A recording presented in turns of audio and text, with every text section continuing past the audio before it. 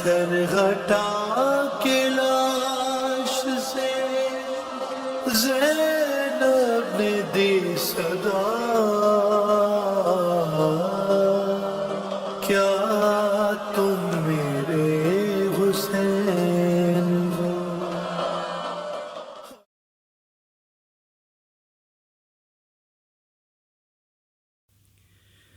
بسم اللہ الرحمن الرحیم، الحمد للہ رب العالمین،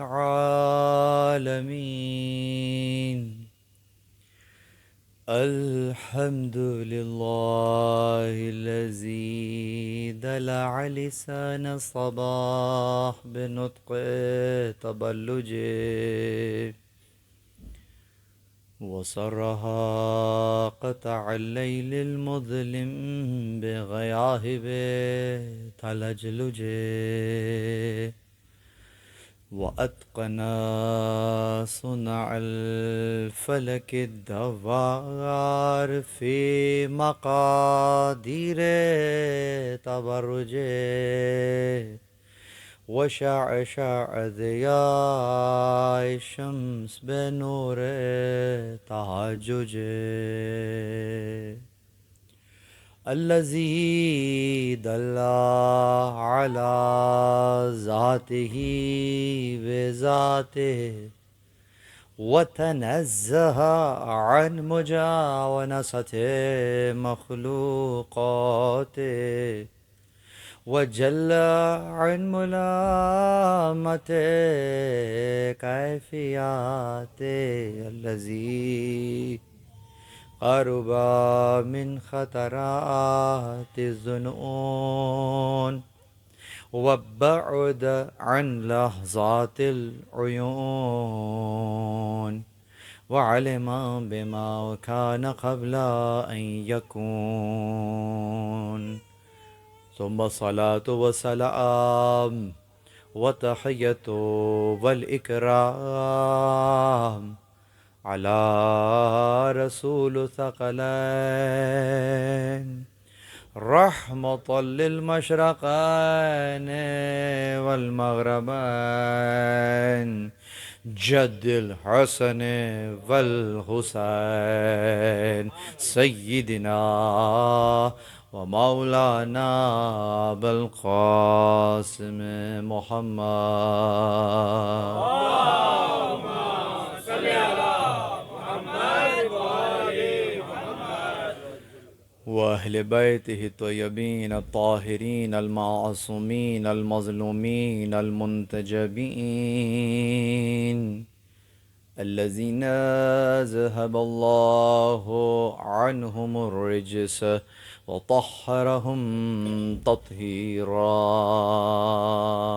اللهم صل على محمد وآل محمد، ولعنة الله على أعدائهم من يوم عداوتهم إلى قيام يوم الدين، أما بعد، قال أبو عبد الله الإمام جعفر بن محمد الصادق عليه السلام، نفس المحموم لظلمنا تصبه، وهمه لنا عباده، وكتمان سرنا جهاد في سبيل الله، درود بر محمد و آل محمد، اللهم صل على محمد و آل محمد. الحمد لله الذي جعلنا من المتمسكين بالقرآن الكريم وبولايته أمير المؤمنين وأئمة المعصومين عليهم السلام. درود بر محمد و آل محمد.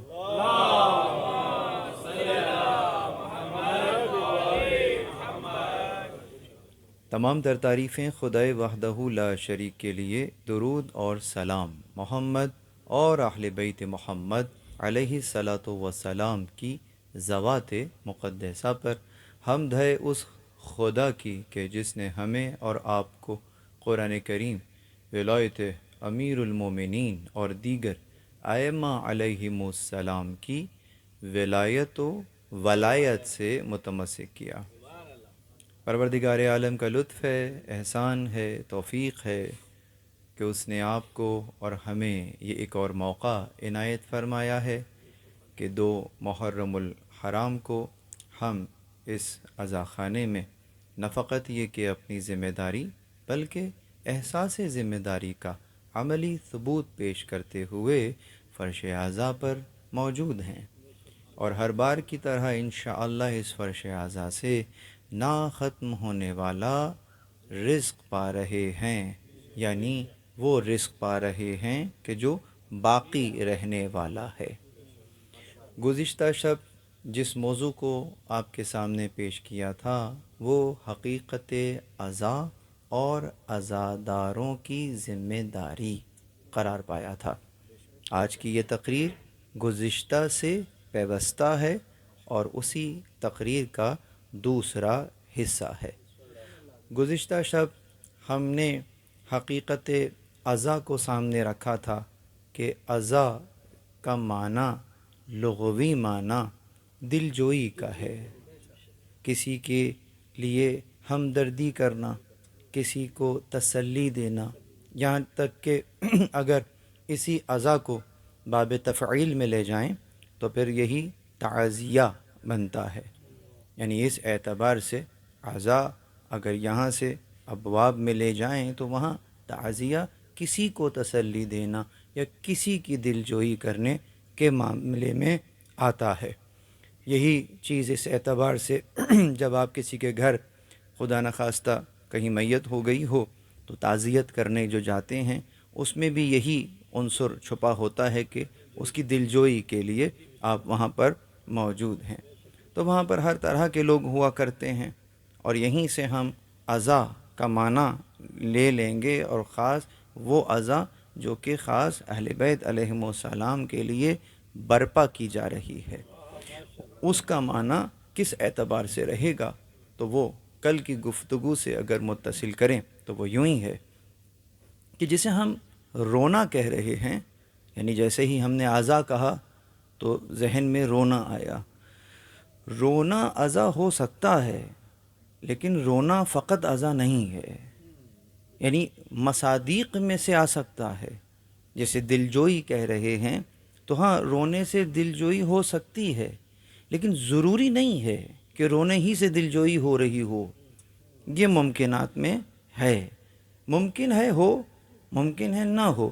تو عزا کا معنی کیا رہے گا کہ ہاں یہ بھی ہو سکتا ہے کہ پہلے درجے میں تو ٹھیک ہے آنسو ہیں، لیکن اس کے بعد بھی کچھ ہے کہ اگر وہ کریں تو دلجوئی ہو جائے گی، اور اگر وہ نہ کیا فقط یہی کر کے چلے گئے تو اس کو دلجوئی ہونا نہیں کہیں گے. خدا نخواستہ کسی کے گھر ڈاکہ پڑ جائے اور وہاں آپ فون کریں پولیس اسٹیشن میں اور جو بھی، اور وہ آنے والا آئے اور بیٹھے اور کہے بہت افسوس ہوا ہے، آنسو بہائے، پوچھے اور چلا جائے، آپ کی دلجوئی ہو گئی. آپ نے پھر فون کیا، وہ پھر آیا، پھر آنسو بہایا، بہت افسوس ہوا، اٹھ کر چلا گیا. آپ کہیں گے آنسو تو بہا رہے ہو، جو تمہیں کرنا ہے وہ کر کیوں نہیں رہے؟ کیا کہنے، ماشاءاللہ ماشاءاللہ ماشاءاللہ. آنسو بہانا ٹھیک ہے، پہلے درجے میں ٹھیک تھا، پہلا چیپٹر، وہ پہلے چیپٹر تک ٹھیک ہے، لیکن وہ جو تمہیں کرنا ہے وہ کر کیوں نہیں رہے ہو؟ جب وہ کرو گے تو پھر ہماری دل جوئی ہوگی نا. تو سوال یہی پیدا ہوتا ہے کہ جس عزا کو ہم برپا کر رہے ہیں کیا اس کا پہلا اور آخری چیپٹر یہی آنسو ہے اور بس ختم، یا اس کے آگے بھی کچھ ہے؟ جسے ہم آنسو بہانا کہہ رہے ہیں، کیا اس آنسو کی بھی کوئی اقسام ہیں یا نہیں ہے؟ کیا ان کو بھی کچھ اقسام میں منقسم کیا جا سکتا ہے یا نہیں کیا جا سکتا؟ وہ روایات کہ جو کہ اس انداز سے پیش کی جاتی ہیں اور واقعتاً کتابوں میں ہیں کہ جہاں رسول اللہ نے رونے کی ممانعت کی ہے، جہاں رسول اللہ نے جو ہے رونے کی، گریہ کی ممانعت میں روایت موجود ہیں، تو پھر اس میں آپ کہاں لے کے جائیں گے ان روایات کو؟ اکثر پیش کی جاتی ہیں، آپ کے یہاں کم ہیں، دوسری طرف زیادہ ہیں۔ لیکن سوال یہ ہے، بہت توجہ، ہاں ہیں، لیکن یہ تو بتائیے کہ گریہ دو انداز کا ہوتا ہے۔ ایک گریہ وہ ہوتا ہے جو پازیٹو گریہ ہے، اور ایک گریہ وہ ہے جو نیگیٹو گریہ ہے۔ اب بتاؤ کہ جو ممانعت ہے وہ کون سے گریہ کی ہو رہی ہے، پازیٹو گریہ کی یا نیگیٹو گریہ کی؟ تو جسے منفی گریہ کہتے ہیں اس کی ممانعت ہے، اس میں کوئی شک نہیں۔ منفی گریہ کون سا ہوتا ہے؟ منفی گریہ یہ ہوگا، مثلاً جہاد کا حکم آ گیا ہے اور مسلمانوں سے کہا جا رہا ہے کہ چلو نکلو، اور کوئی نکلنے کے لیے ڈرنے کے بعد برقع پہن کر بیٹھ جائے اور رونے لگے، ماشاءاللہ، سمجھ رہے ہیں؟ حالانکہ شعر بڑے اچھے اچھے کہے ہیں، بڑے بڑے قصیدے ہیں ان کے، لیکن جب جہاد کا حکم آیا تو بیٹھ گئے اور لڑنے کو تیار نہیں ہیں، مجھے خوف آ رہا ہے، چھپ گئے، برقع پہن کے چھپ گئے۔ تو یہ رونا کون سا رونا ہے؟ اس رونے کی تعریف کی جائے گی؟ یہ نیگیٹو گریہ ہے، یہ منفی گریہ ہے۔ مال جمع ہو گیا ہے بہت سارا، اور اب خمس کی تاریخ بھی آ گئی ہے، پتہ لگا کتنے رنگٹ نکل رہا ہے خمس، کہا جناب یہ کوئی 50,000 رنگٹ خمس نکل رہا ہے۔ بڑی بات ہے، 50,000 نکل رہا ہے، مگر یہ تو دیکھو یہ تو 20% ہے، 80% بچ بھی تو رہا ہے۔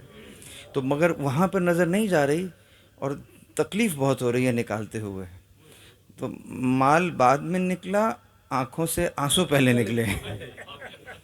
تو یہ جو آنسو آیا ہے یہ کون سا آنسو ہے؟ یہ منفی گریہ ہے۔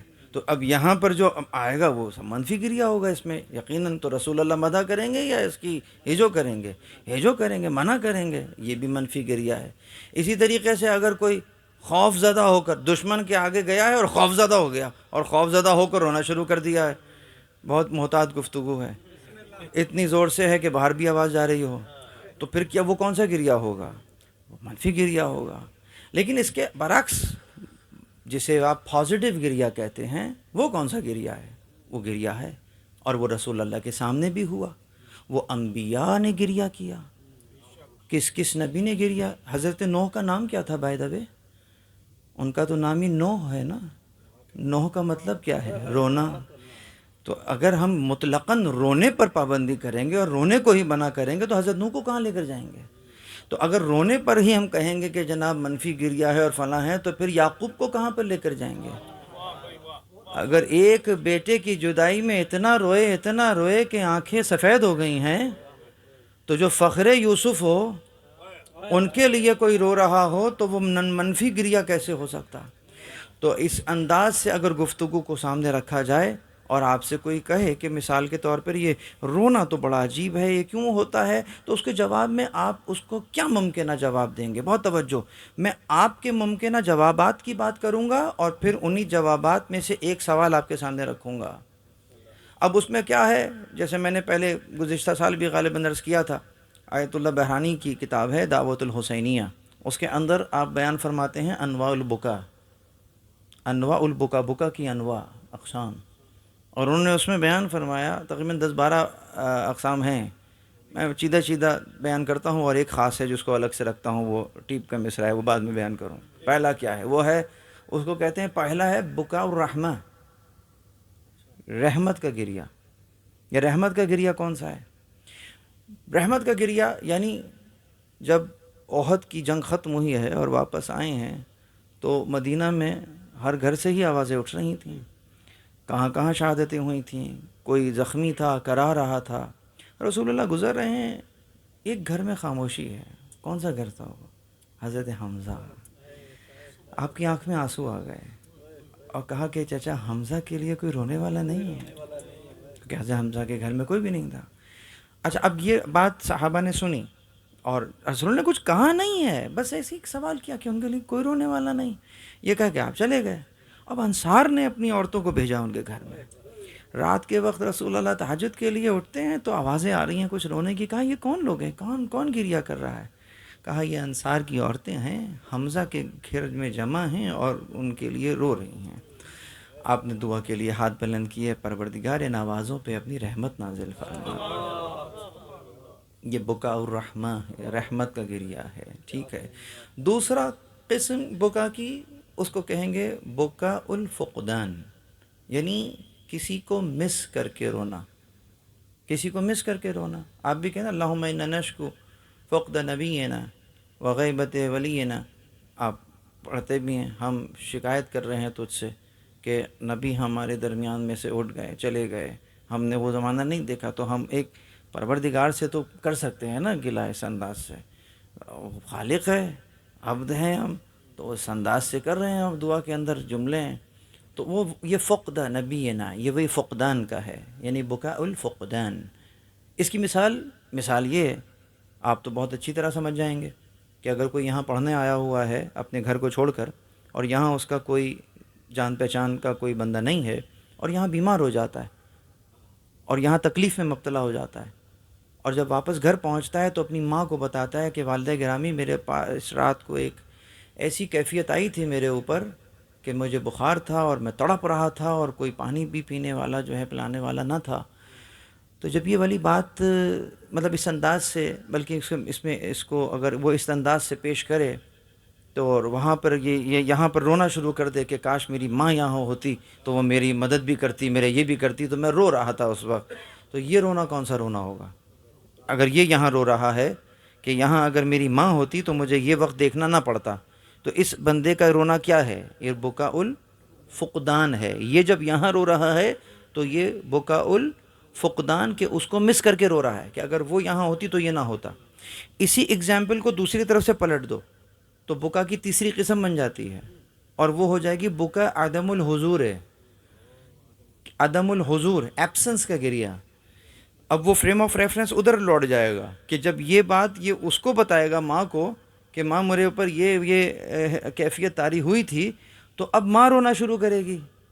تو اب یہ جو ماں رو رہی ہے یہ کون سا گریہ ہے؟ تو یہ ایبسنس کا گریہ ہوگا کہ اے بیٹا اگر میں وہاں ہوتی تو یہ نہ ہوتا۔ یہ بھی آپ روتے ہیں کہ جب آپ کربلا کو سنتے ہیں تو آپ یہ ایبسنس پہ بھی روتے ہیں کہ ہم وہاں ہوتے تو یہ نہ ہوتا، اے کاش میں وہاں ہوتا تو یہ نہ ہوتا۔ مولا آپ نے خود سے علی اصغر کی قبر کھود رہے تھے، میں ہوتا میں یہ نہ ہونے دیتا، آپ کو زحمت نہیں ہوتی۔ یہ ایبسنس کا گریہ ہے، نیچرل ہے، فطرت ہے، آنکھ میں آنسو آتا ہے۔ تو یہ تینوں اقسام جو ہیں یہ بکا کی اقسام ہیں، لیکن اور یہ نیچر سے تعلق رکھتی ہیں، فطرت سے تعلق رکھتی ہیں، یعنی اس کے اوپر رونے پر حیرت نہیں ہے، اس معاملے میں نہ رونے پر حیرت ہوگی۔ یعنی فطرت کا تقاضا تو اگر غم ہے، رونا ہے، تو فطرت پر حیرت نہیں ہوتی ہے، غیر فطری چیز پر حیرت ہو رہی ہوتی ہے کہ یہ کیا ہو گیا کہ تمہاری آنکھ میں آنسو نہیں آ رہا ہے۔ قسوۃ القلب، جمود العین، یعنی کہ آنکھ پتھر کی ہو گئی ہے، اور دل جو ہے وہ، یعنی یہ اتنا رحمت ہے دل کا نرم ہونا کہ اکثر لوگ ڈرامہ دیکھ کر بھی روتے ہیں، ان کو پتہ ہے کہ یہ ڈرامہ ہے، لیکن اس کے بعد وجود آنکھ میں آنسو آ رہا ہے۔ کیوں آ رہا ہے؟ یہ آنکھ میں آنسو آنا علامت ہے کہ دل نرم ہے، انسانیت زندہ ہے۔ کسی جانور کو بھی دیکھتے ہیں مشکل میں تو اس کے لیے بھی آنسو نکل آتا ہے، یہ کیا ہے؟ یہ زندہ دلی کی علامت ہے، یہ رحمت ہے اس شخص کے لیے۔ اسی لیے روایت ہمارے پاس موجود ہے خاص، اب یہاں سے اگر اس کو جوڑوں کہ جو روئے یا رلائے، اب جو اگلا جملہ ہے وہ بڑا عجیب ہے، وہ عموماً سمجھ میں نہیں آتا، بکا و ابکا، اور دوسرا جملہ ہے وہ تباکی۔ یہ تباکی کیا ہے؟ ابکا، بکا روئے، ابکا رلائے۔ اب رونے رلانے کے علاوہ رونا نہیں آ رہا ہے آپ کو، لیکن اگلا جملہ ہے تباکی۔ تباکی کا مطلب یہ ہے کہ اندر سے رونا نہیں آ رہا ہے، لیکن اس بات کو سن کر میں نے خود پر طاری کیا ہے اس رونے کو، یعنی شکل ایسی بنا لی ہے کہ جیسے رو رہے ہو۔ اس کے اوپر بھی روایت میں موجود ہے فلاح الجنہ، اس کے لیے جنت ہے، وغفر اللہ، اور گناہوں کو بخش دیا جاتا ہے۔ درود پڑھے محمد و آل محمد۔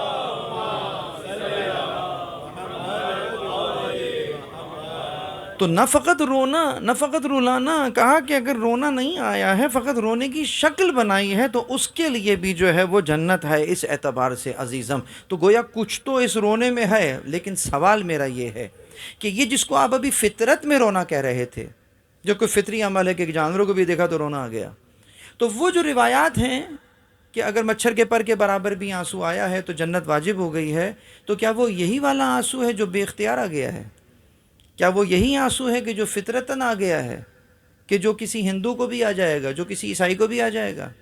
اگر یہ، کیونکہ یہ فطرت کی تقاضے کے اوپر آیا ہے، اور یہ فطرت کا تقاضا ایسا تھا کہ یقیناً وہاں فرات کے کنارے یاد ہے نا، یزید کا لشکر بھی تو کھڑا ہوا ہے، علی اصغر کو دیکھ کر چیخ مار کر روئے ہیں کہ نہیں روئے ہیں؟ تو آنسو تو وہاں پر بھی آ گیا ہے، آنسو آیا ہے، اور ان کی مظلومیت کو دیکھ کر ہی آیا ہے، تو کر دیں جنت واجب ان پر؟ نہیں ہوئی۔ کیوں نہیں ہوئی؟ یہ ہے سوال، وہ یہ کہ بکا کی جو آخری قسم ہے، جو اصل حقیقت گریہ ہے، وہ ہے بکا المعرفہ، معرفت کا گریہ۔ جب معرفت کا گریہ ہوگا تو پھر ان پر ہوئے ہوئے اس غم، اس ظلم کو پہچان لیا جائے گا کہ ان پر وہ ظلم ہوا کون سا ہے، کہ جس ظلم کے اوپر ہم نے آنسو بہا رہے ہیں، جو آنسو آ رہے ہیں، آخر وہ ان پر کون سا ظلم ہے کہ جو ہوا اور ان کے اوپر ہم آنسو بہا رہے؟ وہ ظلم یعنی ان کو ان کے مقام سے ہٹا دیا، اس درجے سے ہٹا دیا جو اللہ نے انہیں دیا تھا۔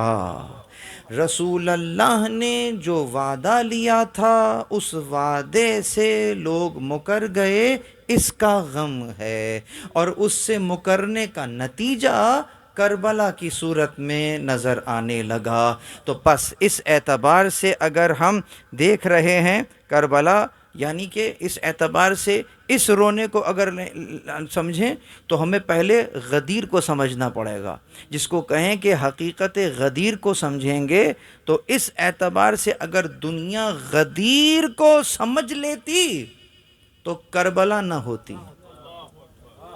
اگر غدیر کو واقعتاً اپنی روحانیت کے ساتھ لے لیا جاتا تو پھر کربلا تک بات نہ پہنچتی، اور آج کی دنیا اگر آج غدیر سمجھ لے تو اسے کربلا کے اسباب سمجھ میں آ جائیں گے۔ اسی لیے کل کی مجلس میں نے مصائب غدیر سے شروع کیے ہیں۔ تو غدیر یعنی کہ کیا؟ غدیر یعنی نبع العظیم، غدیر یعنی صراط مستقیم، غدیر یعنی عہد ولایت، یعنی پروردگار عالم نے جو نظام آپ کے لیے پسند فرمایا، میں پچھلے سال گفتگو کر چکا، دہرانا نہیں چاہتا، بس ایک ریکیپ دے دیں کہ وہ اسلام جو پروردگار نے پسند فرمایا، الیوم اکملت لکم دینکم واتممت علیکم نعمتی، اور اگلا جملہ ورضیت لکم الاسلام دینا، اور تمہارے لیے جس نظام کو ہم نے رکھا ہے، جس دین کو، اس سے ہم آج راضی ہو گئے۔ یعنی کہ الیوم دلالت کر رہا ہے کہ اس روز ایسا کچھ ہوا ہے کہ اس روز ہم راضی ہو رہے ہیں۔ گویا اس روز سے پہلے دین تو تھا تمہارے پاس، لیکن اس دین سے ہم راضی نہیں تھے۔ تو اس دین میں کوئی شے ایسی تھی کہ یقیناً اس میں کچھ ایسی کمی تھی جس کی وجہ سے ہم راضی نہیں تھے۔ تو سوال یہاں آتا ہے کہ وہ کمی کیا تھی، وہ کون سی چیز تھی جو ایڈ ہو گئی ہے؟ کسی نے کہا کہ نہیں، کچھ بس اس دن اصل میں احکامات مکمل ہو گئے تھے، تو الیوم اکملت لکم دینکم کے بعد وہ تمام احکام مکمل ہو جاتے ہیں، جبکہ غلط ہے، اس لیے کہ اس آیت کے بعد بھی چند احکامات نازل ہوئے ہیں۔ سود سے متعلق کچھ احکامات ہیں کہ جو آیات میں نازل ہوئی ہیں، تو اس کے بعد ان احکامات کو کہاں لے جائیں گے؟ اگر اکمال دین فقط فقہی معاملات پر ہو رہا تھا تو اس کے بعد بھی چند احکامات آئے ہیں، لیکن اعلان ادھر ہو چکا ہے پہلے، تو ماننا پڑے گا بات کچھ اور ہوئی ہے۔ وہ بات کیا ہوئی ہے؟ وہ بات یہ ہوئی ہے کہ نماز تو پڑھ رہے تھے، روزہ بھی رکھ رہے تھے، یہ تمام امور ہم بیان کر چکے تھے، لیکن آج جو ہم تم سے عہد لے رہے ہیں وہ عہد یہ ہے کہ یہ اعمال فقط بند کمرے کے اندر ہونے والی چیزیں نہیں ہیں، بلکہ انہیں معاشرے میں نافذ ہونا ہے، ان کا ثمرہ معاشرے میں دکھنا چاہیے۔ تو ہم تمہیں ایک رہبر ایسا دے رہے ہیں کہ اس رہبر کی معیت میں رہتے ہوئے تمہیں قوانین اسلامیہ کو زمین پر نافذ کرنا ہے۔ جب ہم نے یہ اوتھ تم سے لے لیا اور تم راضی ہوئے اس چیز پر کہ ہم اسے زمین پر نافذ کریں گے، بس جب دین اس طریقے سے نفاذ کی صورت میں تمہارے اعمال کے اندر ہمیں نظر آنے لگا، تمہارے افکار میں نظر آنے لگا، اور خاص علی کی ولایت کے سائے میں ہمیں نظر آنے لگا، تو ہم آج تمہارے اس دین سے راضی ہو رہے ہیں۔ یہ ہے پورا جملہ۔ تو یہ جو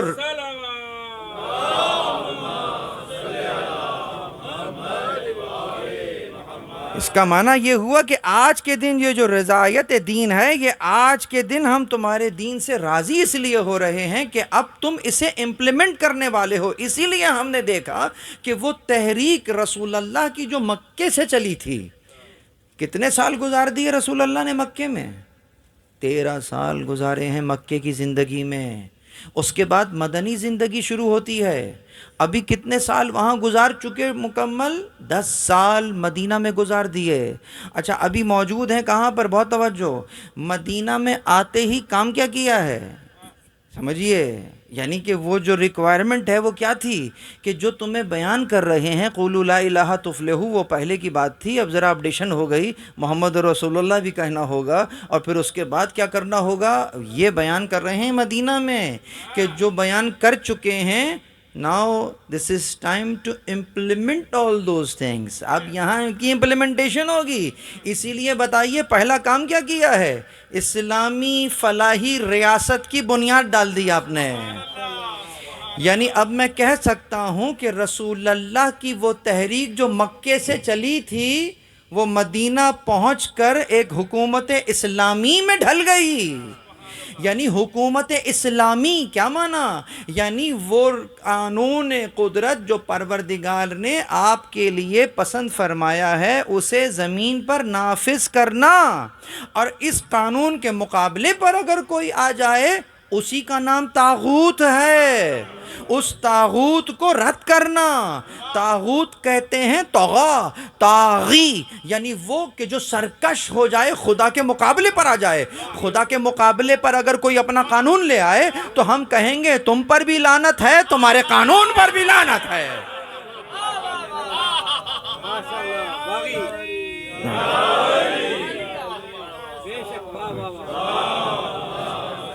بالکل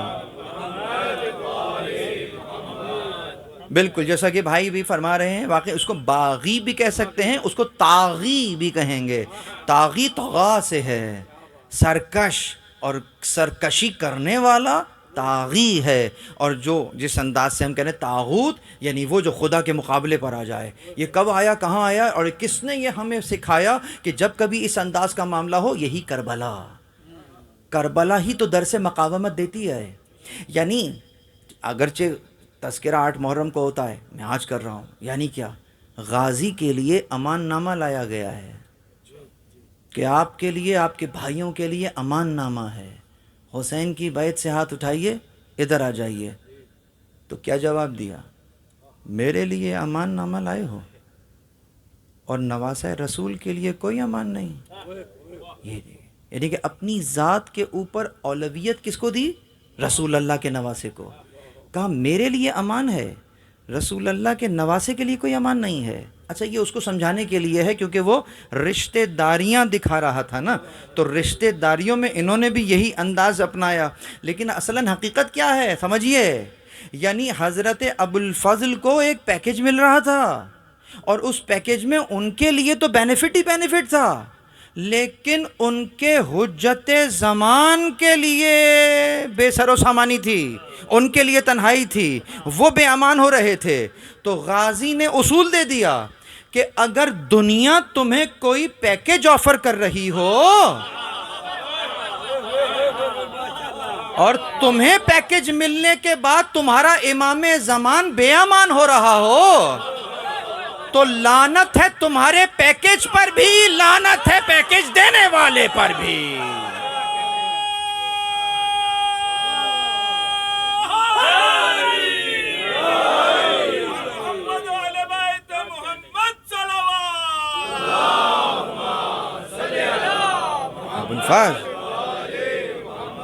ابو الفاضل ہیں، ابو الفاضل ہیں۔ مجھے نہیں پتا ابو الفاضل کو آپ کس انداز سے دیکھتے ہیں، یہ تو کنیت بھی ہے، یہ لقب بھی ہے۔ جو فضل کا بھی باپ ہے اسے ابو الفاضل کہتے ہیں۔ یہ فضل وہیں سے ہو رہا ہے کہ ہمیں دین شناسی سکھا رہے ہیں۔ یہ فضل اسی لیے عزاداری جس کو میں ذمہ داری کہہ رہا ہوں، وہ ذمہ داری ہی یہی ہے کہ جو قانون خدا نے تمہارے لیے پسند کیا ہے اسے تم کبھی چھوڑنا نہیں۔ کربلا یہ آواز دے رہی کہ سنو، یہ دین وہ ہے کہ جس پر حسین بھی قربان ہو سکتے ہیں، نہیں ہو سکتا تو دین کسی شے پر قربان نہیں ہو سکتا۔ یہ کربلا درس مقاومت، اسی لیے ہم نے دیکھا کہ جس قوم کے پاس کربلا ہے، اگرچہ لا الہ الا اللہ ادھر بھی ہو رہا ہے، لا الہ ادھر بھی ہو رہا ہے، نماز ادھر بھی ہو رہی ہے، نماز ادھر بھی ہو رہی ہے، ارے 57 ممالک میں نمازیں بھی ہو رہی ہیں، لیکن کمی کس چیز کی ہے؟ کربلا کی کمی ہے۔ اگر کربلا ہوتی تو وہ مقاومت کا درس دیتی۔ درود بر محمد و آل محمد۔ کربلا ہے، اسی لیے مولا ان الدعی ابن الدعی رکضنی بین السلۃ والذلہ وحیحت من الذلہ۔ اس پکارے جانے والے کے بیٹے، اس کا ترجمہ اس سے اچھا کیا نہیں جا سکتا منبر کے تقاضوں کو دیکھتے ہوئے۔ ان الدعی ابن الدعی، یعنی یہ بھی داعی ہے اور جس سے یہ ہوا وہ بھی داعی تھا، پکارے جانے والا تھا، یعنی جس کے فادر کے خانے میں ملٹیپل نام آ جائیں کہ یہ ہیں یا یہ ہیں یا یہ ہیں، ملٹیپل لوگ دعویٰ کریں کہ میرا ہے میرا ہے میرا ہے، تو اس کو کہتے ہیں دعویٰ کرنے والے۔ تو یہ بھی دعویٰ ہے، اس کے لیے بھی دعویٰ کیا گیا، اس کے باپ کے لیے بھی دعویٰ کیا گیا، تو اس نے مجھے وہاں کھڑا کر دیا ہے جہاں دو راستے نکلتے ہیں، ایک سختی کا اور موت کا راستہ ہے اور ایک ذلت کا راستہ ہے۔ وَحَيْحَاتْ مِنَ الذِّلَّةِ، ذلت ہم سے دور ہے۔ یہ کربلا کا ایک نکاتی ایجنڈا ہے، یعنی درس مقاومت دیتی ہے کربلا کہ ہم ذلت قبول نہیں کریں گے، موت کو گلے لگا لیں گے۔ اسی لیے شہزادے سے پوچھا کہ موت کو کیسا پاتے ہو؟ کہا احلل من العسل، شہد سے زیادہ شیریں۔ یہ آدھا جملہ ہے قاسم کا جو پورا بیان کر دوں، آج دوسری ہی مجلس ہے، اتنے سارے تذکرے یہیں پر ہو رہے ہیں۔ کہا پورا جملہ کیا ہے؟ شہد سے زیادہ شیریں اگر آپ کی معیت میں آ رہی ہے۔ موت تو دونوں طرف آ رہی تھی، اور کتنے تو ایسے ہیں کہ جن کو ان کا نام سن کے ہی موت آ جاتی ہے۔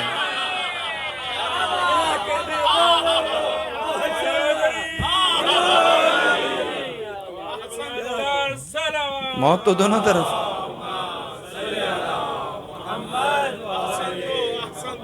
موت تو دونوں طرف تھی، لیکن ہر موت شہد سے زیادہ شیریں نہیں ہے۔ آپ کے ساتھ آ رہی ہے، یعنی امام زمان کے ساتھ آ رہی ہے، تو پھر فرق، دوسرے شہزادے کے جملے کو یہاں سے جوڑ دوں تو پھر فرق نہیں پڑتا ہے کہ ہم موت پر جا پڑیں یا موت ہم پر آ پڑے۔ یہ کربلا ہے، کربلا سرتاپا مقاومت ہے۔ یعنی اس اعتبار سے اب بتائیے عزا کا معنی کیا ہوا؟ کہ جن کے رہبران کے فکر یہ ہے کہ ذلت ہم سے دور ہے، کہ ہم موت کو گلے لگا لیں گے لیکن باطل کے سامنے سر نہیں جھکائیں گے، تو پھر عزادار کی ذمہ داری کیا ہوگی؟ کہ وہی علم مقاومت کو بلند رکھے، اور جب تک وہ قوانین نافذ نہ ہو جائیں تب تک وقت کے طاغوت کی آنکھوں میں آنکھیں ڈال کر اسے للکارتا رہے. اسی لیے مولا نے کہا تھا مثلی لا یبایع مثلہ، مجھ جیسا، یعنی کچھ صفات میری ہیں، کچھ صفات یزید ملعون کی ہیں، وہ صفات کے جو ہماری ہیں، اگر کوئی ہم جیسا، بمثل کی بات سمجھیے گا، بات بیان کرنے کا انداز ہے، یعنی جس میں ان صفات کی تجلی آ رہی ہے، ہو نہیں سکتا کہ وہ یزید کے دربار میں چلا جائے.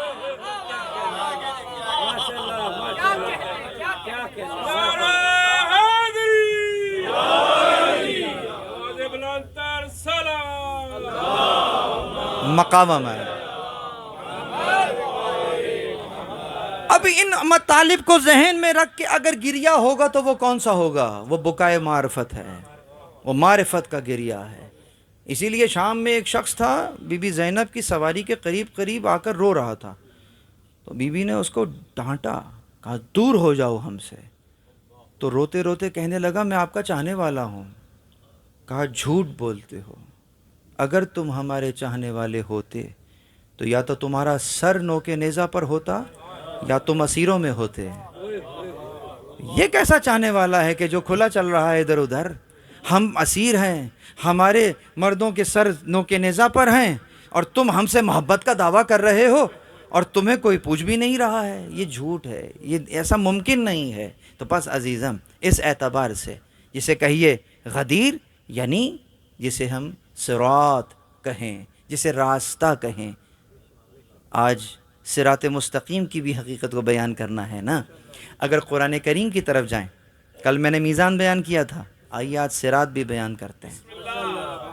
چاہے وہ پل صراط ہو یا چاہے وہ صراط مستقیم ہو، تو جب تک صراط کا نہ پتہ ہوگا تو نہ پل صراط سمجھ میں آئے گا، نہ صراط مستقیم سمجھ میں آئے گا، نہ اہدنا الصراط المستقیم سمجھ میں آئے گا. درود پڑھیے محمد وآل محمد.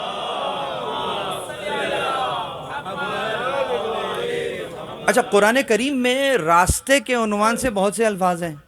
مثلا ایک لفظ جو ہے وہاں سبیل بھی ہے. سبیل راستے کو کہتے ہیں. اِنَّا هَدَيْنَاهُ السَّبِيلَ، ہم نے اسے راستے کی ہدایت کر دی. اما شاکروں و اما کفورا. اسی طریقے سے کہا وَيَتَّبِعْ غَيْرَ سَبِيلِ الْمُؤْمِنِينَ، اور انہوں نے ان کا راستہ چنا جو مومنین کا راستہ نہ تھا. تو یہاں سبیل، بلکہ ایک جگہ پر تو سبیل کی جمع بھی آ گئی ہے. مطلب وہاں پہ کہا گیا وَمَا لَنَا أَلَّا نَتَوَكَّلَ عَلَى اللَّهِ وَقَدْ هَدَانَا سُبُلَنَا، کہ ہم کیوں نہیں اللہ کے اوپر توکل کریں کہ جس نے ہمیں ہدایت کے رستے دکھائے. تو سبیل واحد بھی آیا اور اس کا جمع بھی آیا سبلنا. ہوم ورک دے رہا ہوں، کل آ کر مجھے بتائیے گا کہ قرآن میں کہیں صراط کی جمع آئی ہے؟ سبیل کی جمع آئی ہے سبلنا. بلکہ اسی آیت کے اندر، اگر اسی آیت کے اندر جائیں آگے تو کہتے ہیں وَلَنَصْبِرَنَّ عَلَى مَا عَزَيْتُمُونَا وَعَلَى اللَّهِ فَلَا يَتَوَكَّلَ الْمُتَوَكِّلُونَ، کہ یقیناً پروردگار عالم جو ہے اس طرح انداز سے تم جو ہم پر اذیت دے رہے ہو، ہم کیوں نہیں اس پر صبر کریں. تو یہ جو پروردگار راستے دکھا رہا ہے، ان راستوں میں یقیناً ہم پر صبر کرنے کا راستہ بھی سامنے آ رہا کہ تم ہمیں اذیت دے رہے ہو، لیکن ہم اس اذیت کو برداشت کر رہے ہیں، راستے پر موجود ہیں. اسی لیے ڈیسٹینیشن جو ہے وہ ہماری درست ہوگی، پہنچ جائیں گے انشاءاللہ اس انداز سے. اسی لیے سبلنا کی بات ہوئی. دوسری طرف ایک اور لفظ بھی آیا ہے، اس کو کہتے ہیں مرصاد. ان ربک لبالمرصاد، پروردگار عالم جو ہے وہ گویا گھات لگا کے بیٹھا ہے، دیکھ رہا ہے. جس کو CCTV کیمرہ کہہ رہے ہیں نا آپ، اس کو مرصاد کہہ سکتے ہیں کہ پل پل کی چیز دیکھ رہا ہے. مرصاد یہ بھی راستے کے عنوان سے آیا، ایسا راستہ جو ویجیلنس میں ہو، جو انڈر جس کو کہتے ہیں کیمرے کی آنکھ آپ کو دیکھ رہی، تو وہ بھی ایک انداز سے وہ مرصاد ہو جائے گا. تو یہاں کون دیکھ رہا؟ کہہ رہا خدا تمہیں دیکھ رہا ہے، یعنی تمہارے اعمال کو دیکھ رہا ہے. اور دوسری طرف کہتا ہے کہ یقیناً وَقُلْ اعْمَلُوا فَسَيَرَى اللَّهُ عَمَلَكُمْ وَرَسُولُهُ وَالْمُؤْمِنُونَ، اور تم ان سے کہو کہ عمل کرو، اللہ تمہارے عمل کو دیکھ رہا ہے، رسول تمہارے عمل کو دیکھ رہے ہیں، اور مومنون ہیں جو تمہارے عمل کو دیکھ رہے ہیں. یہ کون ہے؟ اب یہ آپ کے اوپر چھوڑ دیا کہ تفسیر میں دیکھیے کہ وہ مومنون کون ہیں کہ جو آپ کے عمل کو امام زمان سمجھ میں آ رہا ہے. درود پڑھیے محمد و آل محمد. اور اب تیسری طرف، تیسرا لفظ جو آیا وہ صراط آیا. مجھے صراط پل صراط اور صراط مستقیم بھی جان. اب جو لفظ آیا وہ صراط آیا، اور اس میں کہا یہدی بہ اللہ من اتبع رضوانہ سبل الاسلام. اب یہاں پر جو لفظ استعمال ہوا وہاں پر بھی پہلے سبل استعمال ہوا، اور بعد میں کہا وَيَهْدِيهِمْ إِلَىٰ وَيَهْدِيهِمْ إِلَىٰ. سبلنا پہلے دکھا دیا ہے، اور اس سبلنا کے بعد کیا ہوا؟ یہدی إِلَىٰ صراط مستقیم. گویا کہ جو سبل دکھا رہے تھے ان سبل کی فائنل ڈیسٹینیشن صراط تھی. گویا اب سمجھ میں آیا کہ سبل سبیل کی جمع تو استعمال ہو گئی، صراط کی جمع استعمال نہیں ہوئی، اس لیے کہ صراط تو ایک ہی ہے. اس کا میں اگر اگزامپل دوں مثال کے طور پر، اگر آپ کوئی پوچھے کہ ہمیں جناب اس امام بارگاہ پر آنا ہے تو اب کہاں سے آئیں، تو آپ پہلے پوچھیں گے تم کہاں پر ہو، کدھر سے آؤ گے؟ تو اب وہ بتائے گا میں فلاں جگہ ہوں. تو اب آپ کہیں گے اچھا وہاں سے اس طرف جانا، پھر لیفٹ ٹرن لینا، پھر اتنے کلومیٹر آگے جانا، پھر رائٹ جانا، پھر لیفٹ جانا، پھر اس والی روڈ کو پکڑ لینا، بس سیدھے آنا یہاں آ جاؤ گے. ایسے ہی ہے نا؟ تو اس کا مطلب یہ کہ جو اچھا اسی طرح سے کسی اور نے بھی پوچھ لیا تو اب آپ کو اس کو سیم ٹریک نہیں بتائیں گے. اب اس سے پوچھیں گے تم کہاں پر ہو، وہ کہے گا میں فلاں جگہ ہوں. تو اب اس کو کہیں گے تم فلاں لیفٹ پہ جاؤ، اس کو کہا تھا رائٹ پہ جانا، اس کو کہہ رہے لیفٹ پہ جاؤ، اس کو یہاں جاؤ یہاں جاؤ، اور پھر ہوتے ہوئے اس روڈ پر آ جانا، بس تم یہاں پہنچ جاؤ گے. یعنی آپ ایک مین شاہراہ کا راستہ بتا رہے ہیں، اس کو کسی طریقے سے بتایا، اس کو کسی طریقے سے بتایا، لیکن جب دونوں اس ایک شاہراہ پر آ گئے پھر آپ نے کہا کہیں مڑنا نہیں ہے. جب یہ شاہراہ دائیں مڑ جائے تم دائیں مڑ جانا، یہ بائیں مڑے تم بائیں ہو جانا. سمجھ گیا؟ سمجھ گئے؟ یعنی جسے ہم سیدھا راستہ کہہ رہے ہیں تو یہ اسکیل رکھ کر نہیں بنایا ہے کہ سیدھا کہ بالکل یہاں سے دیکھو آئی آف سائٹ کے اندر بالکل سیدھا راستہ ہے، یہ صراط مستقیم ہے. نہ، مستقیم جس کو آپ اگر عرب میں بھی پوچھیں کہ وہ کہا ہے راستہ کون سا، کہتا ہے مستقیم. مستقیم الطریق المستقیم، اس میں یہیں پہ رہو، مستقیم رہو. مستقیم استقامت سے ہے، یعنی جس راستے پر آ گئے ہو بس اس راستے کو پکڑ لینا، چاہے حوادث زمانہ کیسے ہی کیوں نہ ہو جائیں، بعد مخالف تمہاری کتنی ہی مخالفت کرے، تم نے راستے کو نہیں چھوڑنا ہے. درود پڑھیے محمد و آل محمد پر. یہ مستقیم ہے. اب اگر سمجھ میں آ گیا ہے یہاں پر کہ بھائی صراط مستقیم تو یہ ہو گئی، تو پھر وہ پہلے پل صراط کو سمجھتے ہیں تو پھر دوبارہ ادھر آئیں گے تو وہ بھی تو صراط ہے، وہ بھی تو راستہ ہے. وہ کیا تھا، وہ کس طریقے سے گزار رہا ہے، تھوڑا سا سمجھیے کیونکہ مجھے ایک نتیجہ دینا ہے. بچوں کو بیان کیا گیا بچے بیٹا بال کی طرح باریک ہوگی تو پھر آگ سے زیادہ گرم ہوگی، تلوار سے زیادہ تیز ہو جائے گی، اس پہ سے گزر کے جانا ہوگا. ایسے ہی نقشہ کھینچا ہے نا. لیکن قرآن سے بھی تو پوچھیں کہ کیا ہوگی. ہاں یہ تو ذہنی نقشہ ہے نا، یہ تو بچوں کو بتایا گیا ہے. مجھے نہیں پتا کہ بچوں کو پتا ہے یا بڑوں کو بھی پتا ہے، لیکن قرآنی نقشہ بھی تو کچھ ہوگا. جس نے صراط کو خلق کیا ہے وہی بتائے گا نا کہ صراط کیا ہے. جسے پل صراط کہہ رہے ہو وہ ہے کیا. آئیے قرآن کھولتے ہیں، میرے ساتھ مل کر قرآن پڑھیں. کیسے پڑھتے ہیں اور دیکھیں کہ کہاں پر صراط ہے اور کیسے ہے. آ جائیے سورہ بلد کھولیں اور اس میں کیا کہتا ہے، 10ویں آیت سے شروع کریں. کہتا ہے وَهَدَيْنَاهُ النَّجْدَيْنِ، اور ہم نے اسے نجدین دونوں راستوں کی ہدایت کی ہے. اب وہ دو راستے کون سے ہیں، یعنی تم لیفٹ بھی جا سکتے ہو رائٹ بھی جا سکتے ہو. اب وہ دو راستوں کی ہدایت کر دی ہے. پھر کہا کہ فَلَقْتَحَمَ الْعَقَبَةَ، پس وہ گھاٹی میں سے نہ ہو کر نکلا عقبہ. اور اس کے بعد کہا وَمَا أَدْرَاكَ مَا الْعَقْبَةُ، تمہیں کیا معلوم کہ عقبہ کیا ہے. اب عقبہ کوئی چائنا کا لفظ تو ہے نہیں، عربی ہے. تو عربوں کو سمجھا رہے ہیں کہ تمہیں عقبہ کا معنی کیا پتا. تو یہ تو لغوی معنی نہیں بیان کیا جا رہا. وما ادراکا، تمہیں ادراک نہیں ہے کہ عقبہ کیا ہے. تم لفظ کو جانتے ہو، تم معنی کو ظاہری دیکھ رہے ہو، لیکن جو حقیقت عقبہ ہے اس تک پہنچنے کے لیے شعور کو بلند کرنا پڑے گا۔ تو کہا تمہیں کیا معلوم عقبہ کیا ہے؟ اب سمجھیے کہ پل صراط کی بات ہو رہی ہے، عقبہ کی بات ہو رہی ہے، تمہیں اس میں سے گزاریں گے۔ اور پھر کہتا ہے کہ فکو رقبتن، اب وہ بیان کریں تمہیں کیا معلوم عقبہ کیا ہے۔ اب وہ عقبہ بیان کر رہا ہے کسی کی گردن کو چھوڑا دینا، یعنی کوئی پھنس گیا ہے مشکل میں، تم نے اس کو مشکل سے نکال دیا، تو یہ کیا ہے؟ یہ عقبہ ہے۔ اس کا مطلب اور ہدیناہ النجدین، ہم نے دو راستوں کی ہدایت کی تھی، یعنی کہ یہ بھی کر سکتے ہو، یہ بھی کر سکتے ہو۔ کوئی مشکل میں پھنسا ہوا ہے، سمجھو دو راستے ہیں، اس کی مدد کر لو یا ایسے ہی نکل جاؤ۔ تو اگر تو اس کی مدد کر لو گے تو پھر تو یہ گھاٹی پہ سے گزر گیا، اگر اس کو یوں ہی چھوڑ دو گے تو یہ گزر نہیں سکا، یہیں گر گیا۔ اس کے بعد کا او طعام فی یوم ذی مسغبۃ، کہا یا بھوک کے دن، یعنی کسی کو دیکھا بھوکا ہے تو تم نے اس کو کھانا کھلا دیا۔ یہاں پر بھی دو راستے تھے، پہلا راستہ کھانا کھلا دو، دوسرا راستہ اپنی بلا سے جائے اور یہاں سے چلے جاؤ۔ تو اس کا مطلب کھانا کھلا دیا، وادی پر سے گزر گئے، نہیں کھلایا گر گئے۔ اب پتہ چل رہا، سمجھ رہے ہیں؟ یعنی کہ کچھ اعمال ہیں، اس نے یہیں پر پیپر دے دیا ہے، سوال آ گیا ہے، دو راستے ہیں، یس بھی کر سکتے ہو، نو بھی کر سکتے ہو۔ یس پہ کلک کرو گے تو وادی سے گزر جاؤ گے، نو پر کلک کرو گے تو یہیں پر منہ کے بل گر جاؤ گے۔ درود بر محمد و آل محمد۔ آیت پڑھ رہا ہوں، اس کے بعد کہتا ہے او طعام فی یوم ذی مسغبۃ او مسکینا ذا متربۃ، یا کسی خاک نشین مسکین کو کھانا کھلا دیا، کسی بھوکے کو کھانا کھلا دیا، کسی مسکین کو کھانا کھلا دیا۔ یہ کیا ہے؟ کہا اس پر سے گزر گیا۔ اب اس کا مطلب کیا ہوا؟ اس کا مطلب یہ ہوا کہ وہاں کوئی سرکس نہیں لگا ہوگا کہ اس پہ سے گزر کے دکھا دو، یہاں ہی ہمیں ڈال دیا ہے امتحان میں کہ تم اپنے اعمال کے ذریعے سے دو راستوں میں سے ایک راستے کا انتخاب کرتے رہو۔ تم ادھر عمل کرتے رہو گے، گویا وہاں صراط سے گزرتے رہو گے۔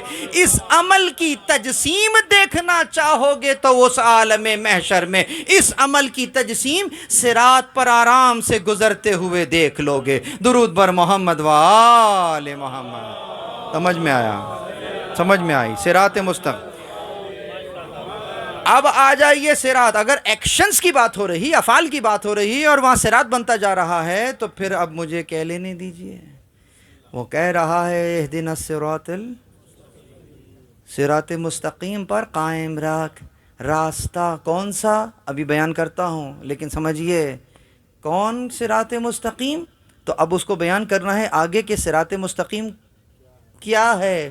تو کہا اہدنا الصراط المستقیم، کون صراط؟ بس ادھر روکیں، صراط کیا ہے؟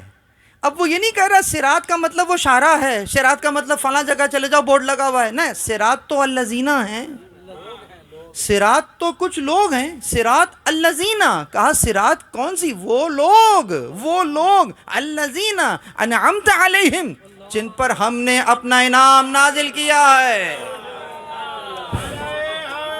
صراط الذین، صراط تو الذین ہیں جن پر ہم نے اپنا انعام نازل کیا ہے۔ تو الذین کا صراط سے تعلق کیا ہے؟ بہت سادہ سا تعلق ہے، بھی بیان کر دیں، آپ سے بتا دیں۔ یہ بتائیے، بہت توجہ، یہ بتائیے آپ اپنے گھر سے ابھی یہاں تک امام بارگاہ تک آئے ہیں، مثلا اگر میں پوچھوں نہیں بھائی آپ کا گھر جو ہے یہاں سے کتنی دور ہے، آپ کہیں گے 20 کلومیٹر مثال کے طور پر، مجھے نہیں پتا، ایسے ہی میں نے کہا ہے، تو کہا 20 کلومیٹر۔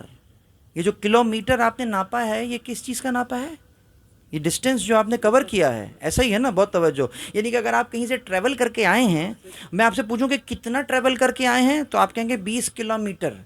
آپ نے عمل کیا ہے تو یہ کلومیٹر ایجاد ہوا ہے نا۔ سمجھیے۔ اچھا کیا سب کے 20 کلومیٹر ہیں یہاں پر؟ نہیں، کسی کے 5 ہیں، کسی کے 7 ہیں، کسی کے 8 ہیں۔ تو میں کہہ سکتا ہوں نا کہ تم نے عمل کیا ہے کچھ، تو جو راستہ تم نے طے کیا تم نے کچھ کیا ہے، اس کیے کے نتیجے میں وہ کلومیٹر کریٹ ہوا ہے۔ وہ کلومیٹر جو ہے وہ راستہ ایجاد ہوا کیسے؟ تم نے کچھ کیا تو وہ راستہ ہو گیا ہے، اگر تم نہ کرتے تو وہ ایجاد نہ ہوتا۔ سمجھ میں آئی بات؟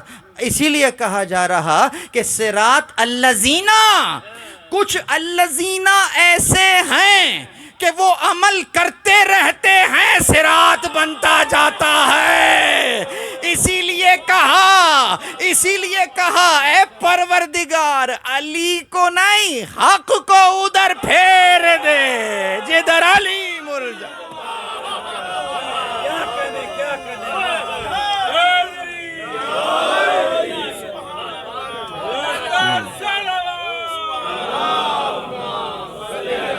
یہ آپ سنیں،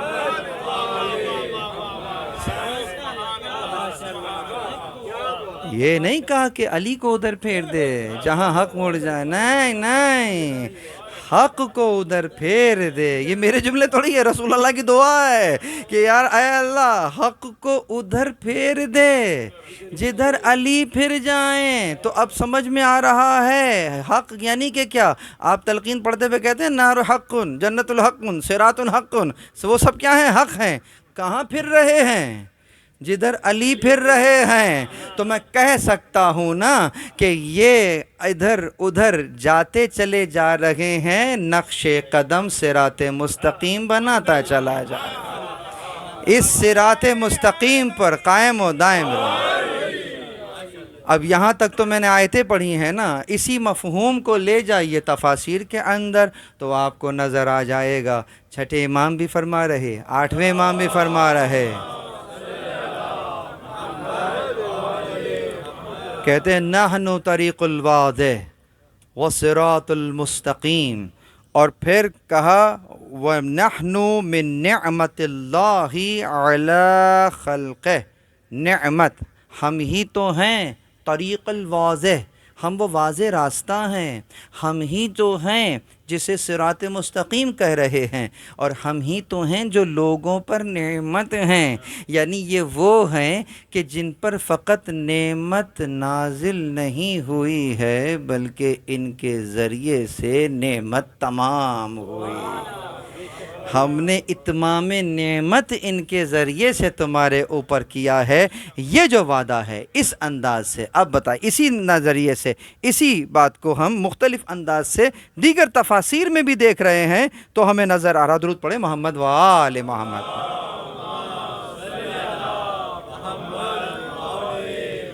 نحن طریق الواضح وصراط المستقیم ونعمت اللہ علی خلقہ، اور اللہ کی نعمت ہیں لوگوں کے اوپر۔ بس اب رکیے یہاں پر، لوگوں پر نعمت پروردگار، تو اس نعمت پر کیا کیا جاتا ہے؟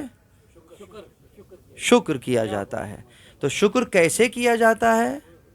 دو طریقوں سے، زبان سے اور عمل سے۔ زبان سے شکر، شکر الحمدللہ، شکر الحمدللہ، یہ کیا ہے؟ شکر ہے، ادا ہو گیا۔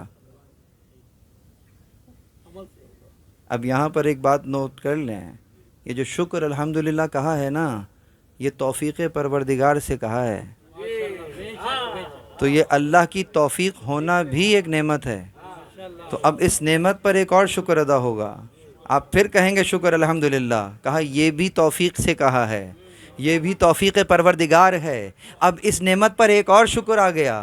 زندگی گزر جائے گی شکر الحمدللہ کہتے ہوئے، شکر ادا نہیں ہوگا۔ بس اب اگر یہاں تک سمجھ میں آ رہی ہے بات، تو یہ تو نظری ہے، تو سمجھ میں آ رہا ہے کہ نظری تو ہو ہی نہیں پا رہا۔ تو اب کیا ہوگا؟ دوسرا عملی شکر بھی ہے۔ وہ کیا ہے؟ عملی شکر یہ ہے کہ نعمت کو اس مصرف میں استعمال کرو جس کے لیے وہ دی گئی ہے۔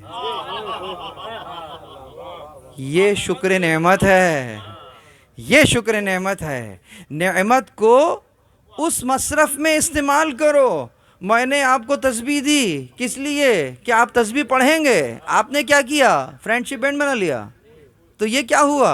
آپ کہیں گے دیکھیے میں نے روز اپنے ہاتھ پر سجا کے نکلتا ہوں، سب کچھ ٹھیک ہے، لیکن آپ نے وہ کام نہ کیا جس کے لیے دی تھی، تو یہ شکر نعمت نہیں ہے، تو پھر کیا ہے؟ کفران نعمت ہے۔ یعنی جس مقصد کے لیے دے رہے تھے وہ نہ کیا، بلکہ وہ کیا جو تمہیں پسند آ رہا تھا، وہ نہ کیا جو ہمیں پسند تھا۔ شکر نعمت تبھی ہوگا جب منعم جو دے رہا ہے اس کو دیکھیں اسے کیا پسند ہے۔ میں نے آپ کو مصلی دیا نماز پڑھنے کے لیے، آپ نے دیوار پہ لٹکا دیا، اب روز چوم بھی رہے ہیں، دھونی بھی دے رہے ہیں، آپ جتنی عقیدت کرتے رہیے، لیکن بتائیے شکر نعمت ہے یا نہیں ہے؟ نہیں ہے۔ کیوں؟ نماز جو نہیں پڑھ رہے ہیں اس کے اوپر۔ بس یہاں پر سمجھ میں آ گیا۔ اب سمجھیے، اللہ نے آپ کو علی جیسا امام دیا ہے،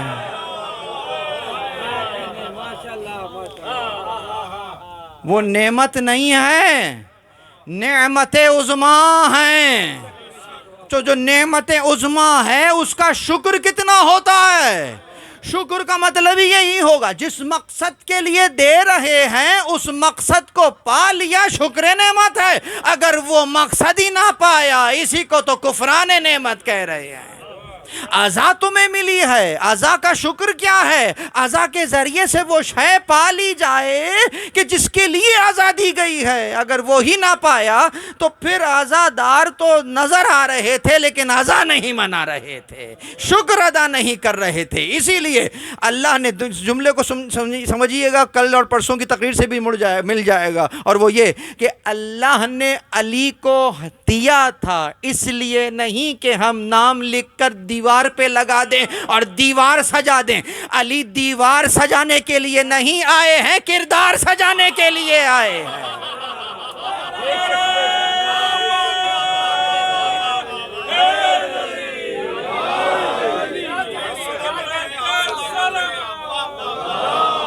کردار سجانے۔ شکر نعمت ہی اس وقت ہوگا کہ لوگ تمہیں دیکھیں کہیں علی والا معلوم ہو رہا ہے۔ یہ ہے کمال۔ کمال یہ نہیں ہے کہ میں کہوں میں علی والا، میں فلاں، میں فلاں، یہ کمال نہیں ہے۔ ایک جملہ کہوں ذرا باریک ہے، ماشاءاللہ آپ کی سماعت کو دیکھ کر یہ باریک جملہ کہہ رہا ہوں۔ تم اہل بیت کے دروازے سے کچھ لے لیتے ہو، یہ تمہارا کمال نہیں ہے۔ اس دروازے سے تو کون کون لے کر چلا گیا، کوئی بھی خالی ہاتھ نہیں جاتا۔ تو تمہیں اگر وہاں سے کچھ مل رہا ہے تو اس پر خوش نہیں ہوں گے کہ مجھے وہاں سے یہ مل گیا، مجھے وہاں سے یہ مل گیا، ہم فلاں جگہ گئے تھے، کربلا گئے تھے، میں نے سوچا تھا وہاں سے یہ مل گیا، مجھے سوچا ہی تھا یہ مل گیا۔ یہ تمہارا کمال نہیں ہے۔ کمال جانتے ہو کیا ہے؟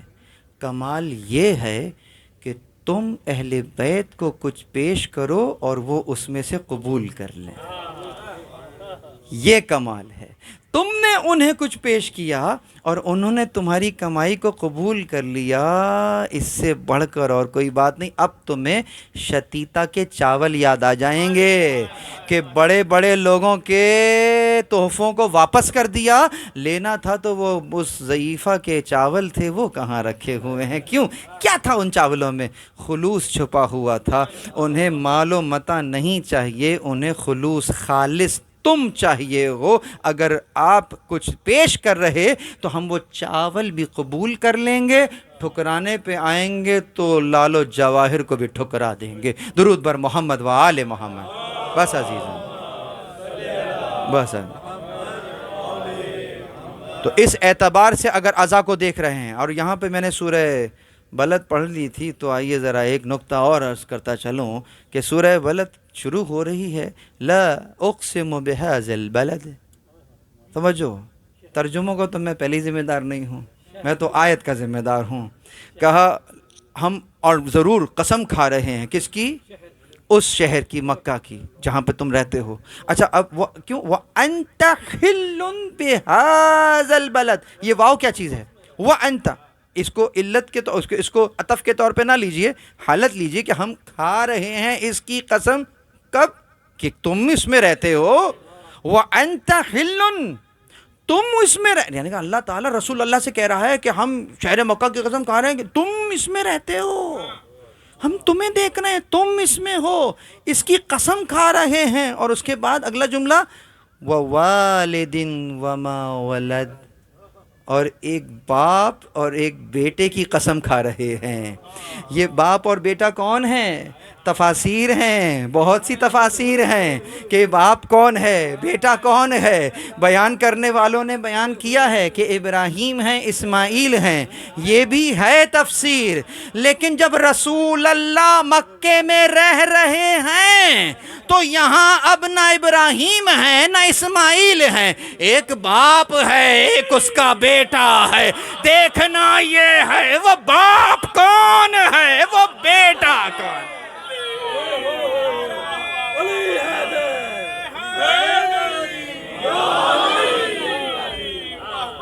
وہ باپ کون؟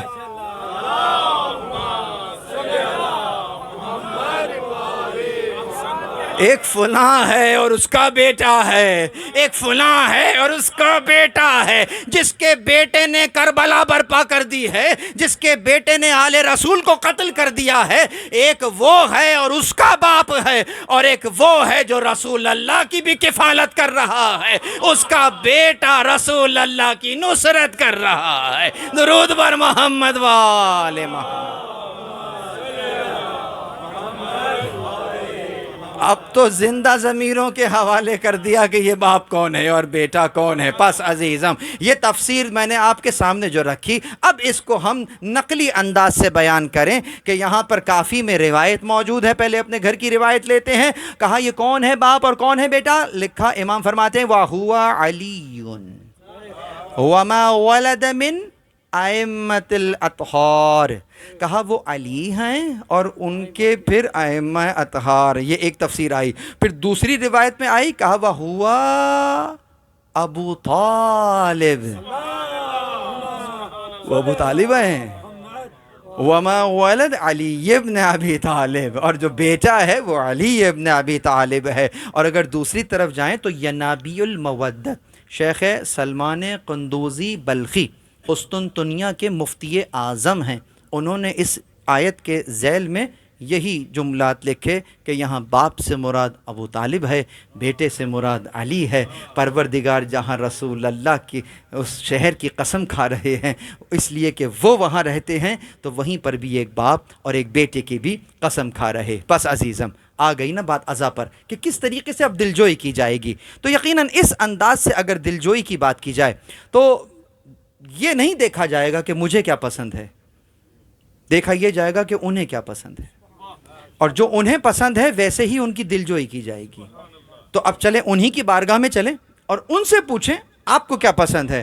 تو روایت سامنے آ جاتی ہے، ان بکر بن محمد الازدی ان ابی عبداللہ قال للفضیل، کہا انہوں نے ان بکر بن محمد نے بیان کیا کہ چھٹے امام نے فضیل سے بیان کیا۔ اب فضیل سے بات کر رہے ہیں، کہتے ہیں تجلسون وتحدثون، کہا تم اٹھتے بیٹھتے ہو، تجلسون جلسہ، تم محفل میں مجلس میں بیٹھتے ہو، تجلسون کیا مجلسوں میں بیٹھتے ہو؟ تو کہا قال، اس نے کہا کہ نعم جعلت فداک، کہا یقیناً میں ایسا کرتا ہوں، مجلسوں میں بیٹھتا ہوں، اٹھتا ہوں، بیٹھتا ہوں۔ کہا ان تلک المجالس احبها فاحیوا امرنا یا فضیل، کہا ہم ان مجالس کو پسند کرتے ہیں۔ اب دیکھو ان کو کیا پسند ہے، تو دلجوئی سمجھ میں ہم ان مجالس کو پسند کرتے ہیں جہاں ہمارے امر کو زندہ کیا جائے۔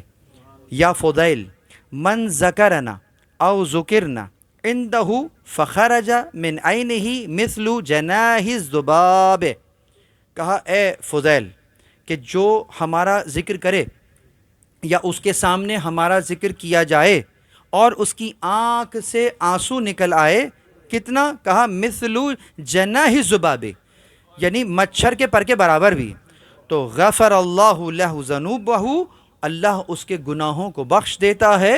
وَلَوْ كَانَتْ أَكْثَرَ مِنْ زَبَدِ الْبَحْرِ، کہ چاہے وہ سمندر کے جھاگ سے بھی زیادہ ہوں، وہ کوانٹٹی نہیں دیکھتا، اس کا مطلب یہ ہے کہ وہ اس آنکھ میں اندر آئے ہوئے آنسو کی کوالٹی کو دیکھتا ہے، اور وہاں سے سمندر کے جھاگ سے زیادہ گناہ ہیں ان کو بخش دیتا ہے۔ سوال یہی ہے کہ مچھر کے پر کے برابر کی بات کیوں کی جا رہی ہے؟ اسی لیے کہ سامنے والا کوانٹٹی میں انٹرسٹڈ نہیں ہے، کوالٹی میں انٹرسٹڈ ہے. اگر وہ کوالٹی مچھر کے پر کے برابر کے آنسو میں ہوگی قبول کریں گے، وگرنہ رد کر دیں گے. پس عزیزم اس اعتبار سے ازا ان کے امر کو زندہ کرنا. امام بارگاہ یعنی کہ کیا؟ یعنی تربیت گاہ. امام بارگاہ فقط رونے کی جگہ نہ ہوئی، اب تو ڈائنامکس ہی بدل گئے. امام بارگاہ فقط غم کی جگہ نہ رہی، بلکہ امام بارگاہ تو ٹریننگ کیمپ ہے. امام بارگاہ تو تربیت گاہ ہے. یعنی تمہیں تیار کرنا کس کے لیے؟ ہمارے امر کو زندہ کرنے کے لیے. وہ امر کون سا ہے؟ وہ وہی امر ہے جو غدیر میں لیا تھا. وہ وہی امر ہے کہ جو کہ غدیر میں نافذ ہونا تھا. اس سے لوگ پیچھے چلے گئے. تو پس اس اعتبار سے کہا، اس اعتبار سے اگر دیکھا جائے تو شہید باقر الصدر کا ایک جملہ بڑا مشہور ہے. کہا میں تو اس امام بارگاہ کو امام بارگاہ ہی نہیں کہہ سکتا کہ جہاں پہ کوئی انقلابی جوان نہ تیار ہو جائے، کہ جہاں پر کوئی اس قوانین الہیہ کو نافذ کرنے کے لیے جس کا فکر وہاں تک نہ پہنچے. اس کا مطلب اس امام بارگاہ نے اپنا کام نہیں کیا، کچھ کرنا ہوگا. تو اب ہماری ذمہ داری کیا ہے؟ امام بارگاہ کا اصل مقصد کیا ہوا؟ تو یقیناً امام بارگاہ کا مطلب یعنی وہ مقام ہوگا کہ جہاں پر اشک اعضا تو ہوں، لیکن ساتھ میں تربیت بھی ہو رہی ہو، جہاں کردار بن رہا ہو، جہاں افکار نظریہ اس انداز سے پنپ رہے ہوں. اسی لیے آج کا المیہ یہ ہے کہ بہت ساری امام بارگاہوں میں فقط ایک رسم کے طور پر کوئی ایونٹ رکھ دیا جاتا ہے. اس کے بعد آپ اپنے گھر اور منتظمین اپنے گھر، پھر کب ملیں گے؟ کہا اگلے سال جب آئے گا محرم، بچے جو اگلے برس، تو پھر دوبارہ سے ہم یہ ڈبے میں سے نکالیں گے، پھر لگا دیں گے. تو یہ محرم الحرام فقط اس انداز سے نہیں منایا جائے گا. پھر ایک مشن ہوگا. پھر محرم ایک مشن سے ہوگا کہ آج محرم کا چاند جیسے جیسے بڑھ رہا ہے، کیا میرے قدم بھی اپنے امام زمان کی طرف بڑھ رہے ہیں یا نہیں بڑھ رہے ہیں؟ اگر بڑھتا ہوا چاند میرے اندر کی معرفت کو نہ بڑھا رہا ہو تو پھر سوچنا ہوگا کہ جس مجلس میں بیٹھے ہیں وہ کیا کر رہے ہیں. بس اس اعتبار سے سوال یہی ہے کہ ہمیں کرنا کیا چاہیے. بچوں کے ذہنوں میں سوال اٹھتے ہیں لیکن اس کا جواب کسی کے پاس نہیں ہے. کیوں؟ تربیت جو نہیں ہو رہی ہے. امام بارگاہ اپنا کام نہیں کر رہی ہے. کرنا کیا ہے؟ کرنا یہ ہے کہ یقیناً جیسے ہفتہ وار تربیتی نشستیں ہوتی ہیں وہ ہونی چاہیے، ٹریننگ کیمپس لگنے چاہیے. علم اور پٹکے اپنی جگہ پر ہیں. یہاں لائبریری کیوں نہیں ہے؟ کتابیں ہونی چاہیے. یہاں پر مٹیریل ہونا چاہیے، لٹریچر ہونا چاہیے. اچھا مسلمان بنانے کے لیے کوئی طریقہ ہونا چاہیے. جیسا مسلمان رسول اللہ دیکھنا چاہتے ہیں اس کے لیے کوئی تربیت کا کوئی انتظام ہے یا نہیں ہے؟ وہ ہونا چاہیے. بچوں کے لیے جذابیت کے ساتھ، اٹریکشن کے ساتھ، کہ کس انداز سے اس فکر کو ان میں منتقل کرنا ہے. یاد رکھیے جتنے لوگ یہاں بیٹھے ہوئے ہیں 100 سال کے بعد ان میں سے کوئی بھی نہیں ہوگا. تو پھر کون ہوگا یہاں پر؟ آنے والی نسل یہاں بیٹھی ہوئی ہوگی نا. دل پر ہاتھ رکھ کر بتاؤ اس تک منتقل کرنے کے لیے آپ نے کیا کیا ہے؟ اگر کچھ کیا ہوگا تو یقیناً امام بارگاہ نے اپنا کام کیا. دل پر ہاتھ رکھ کے بتائیں جیسے ہمارے اجداد تھے، کیا ہم ویسی عزاداری بنا رہے ہیں جیسا کہ ان کے یہاں پر ہوا کرتا تھا؟ اب وہ نہیں ہو رہا. کیوں نہیں ہو رہا؟ وہ تھے، ہم ہیں. ہمارے بعد والے، اسی بات کا رونا ہے کہ ہمارے بعد والوں کے بزرگ ہم ہیں. یہی خطرناک بات ہے کہ ہم ویسی تربیت نہیں کر پا رہے. تو کرنا کیا ہوگا؟ یقیناً ایک تربیت گاہ کے طور پر امام بارگاہ کو لینا ہوگا. امام بارگاہ کو ایک ٹریننگ کیمپ کے طور پر لینا ہوگا، تبھی معاشرے میں تبدیلی آئے گی. دوسری چیز وہی کہ جس کو میں نے ادبی سرگرمیوں کی طرف اشارہ کیا، لٹریچر کی طرف میں نے اشارہ کیا، العملی ورکشاپ کی طرف میں نے اشارہ کیا، اور خاص معرفت امام زمان کے لیے، معرفت امام زمان کو بیدار کرنے کے لیے کچھ نشست رکھنی ہوگی، سوال جواب کرنے ہوں گے. تو پھر بدلاؤ آئے گا کہ اس ماہ میں جس اسٹیج پر پہنچ گئے، اگلے ماہ میں، اگلے محرم تک کیا سیکھا ہے، کیا اپلائی کیا ہے. سیلف انالیسس کرنا ہوگا. یہ پورا ایک مینیفیسٹ، ایک قانون ہے، ایک پورا جسے کہیں کہ ایک لٹریچر ہے جو ہمارے پاس ہونا چاہیے. بس عزیزم، شاعر اسلامی کا احیاء، شاعر اسلامی کا احترام، یہ تمام کی تمام شے اعضاء کے اندر آ جائے گی. اگر یہ کر رہے ہو تو ہم پسند کرتے ہیں، اگر نہیں کر رہے ہو تو پھر رو تو رہے ہوگے لیکن ان رونے سے ہمیں کوئی فائدہ نہیں ہو رہا ہے، ہماری دلجوئی نہیں ہو رہی ہے. امام زمان پلٹ کر یہاں دیکھ رہے ہیں کہ یقیناً وہاں امام حسین کو تنہا کر دیا گیا تھا. ادھر امام بھی تو غیبت میں تنہا ہیں، ادھر وہ بھی انصار دیکھ رہے تھے، ادھر یہ بھی انصار دیکھ رہے ہیں. کربلا انصاران حسینی کو روشناس کراتی ہے کہ نصرت کیسے کی جاتی ہے. پس عزیزم بات آ گئی نا کربلا تک. کون سا دن ہے آج؟ 2 محرم ہے نا، جانتے ہو 2 محرم کو کیا ہوا ہے؟ اللہ اکبر، یہ وہی دن ہے، یہ وہی دن ہے کہ جس وقت ابھی نعیم بھائی بھی پڑھ رہے تھے نا، وہاں سے رخصت پڑھ رہے تھے، کل میں نے رخصت کے مسائل بھی پڑھے تھے۔ آج وہ قیامت کا دن ہے کہ نواسہ رسول اپنے خانوادے کے ساتھ، اپنے اصحاب کے ساتھ کربلا میں داخل ہو گئے۔ عجب معاملہ ہے، عجب معاملہ ہے، اللہ اکبر۔ جب اس وادی میں نواسہ رسول داخل ہوئے ہیں تو راوی لکھتا ہے کہ مولا کا گھوڑا چلتے چلتے رک گیا۔ میرے مولا نے دوسرا گھوڑا تبدیل کیا، لیکن اس نے بھی چلنے سے انکار کیا۔ دوسرا گھوڑا، تیسرا، چوتھا، یہاں تک کہ متعدد سواریاں بدلیں، لیکن کوئی چلنے کو تیار نہیں ہے۔ اب امام نے آس پاس کے لوگوں کو بلانا شروع کیا۔ اللہ اکبر، پوچھ رہے ہیں یہ کون سی جگہ ہے؟ توجہ، سمجھو، اگرچہ علم امامت سے جاننا چاہیں تو کیوں نہیں جان سکتے، لیکن پوچھ رہے ہیں کہ یہ کون سی جگہ ہے؟ کسی نے کہا کہ ھذا ارض الشط الفرات، یہ فرات کے کنارے کی جگہ ہے۔ کہا اور بھی کوئی نام ہے؟ کسی نے کہا ہاں، ھذا ارض الماریہ، یہ ارض ماریہ ہے۔ کہا اور بھی کوئی نام ہے؟ کہا ہاں، یہ ارض نینوا ہے، ارض نینوا ہے۔ امام ایک ایک نام سنتے جا رہے ہیں۔ کہا اور بھی کوئی نام ہے؟ کہا ہاں، ہم نے اپنے بزرگوں سے سنا ہے کہ یہ کرب و بلا ہے۔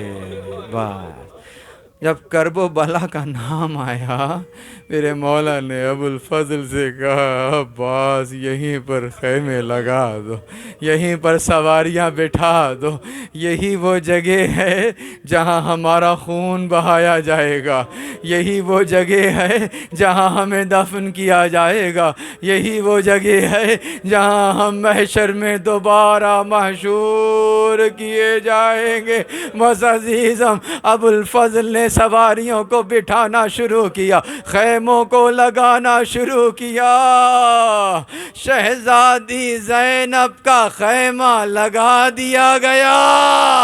بی بی خیمے میں کیا داخل ہوئی، عجیب سی وحشت محسوس کرتی ہے، میں اپنے باجائے کے پاس تشریف لاتی ہے۔ کہا ہے میرے باجائے یہ کون سی جگہ ہے؟ مجھے گویا اس کی مٹی میں آپ کے لہو کی مہک۔ اللہ اکبر عزیزا، ارے یہ ارض ماریہ ہے، یہ ارض کربلا ہے، یہی وہ مقام ہے جہاں خیموں کو جلایا جائے گا۔ بیبیاں ایک خیمے سے دوسرے خیمے، دوسرے خیمے سے تیسرے خیمے، آل محمد کے گھروں کو یہیں پر لوٹا جائے گا۔ اور ہونے والوں، کربلا آباد ہو رہی ہے، فاطمہ کا گھر اجڑ رہا۔ اللہ اکبر، رونے والوں، میں آج 2 بچوں کا تذکرہ بھی کرنا چاہتا ہوں۔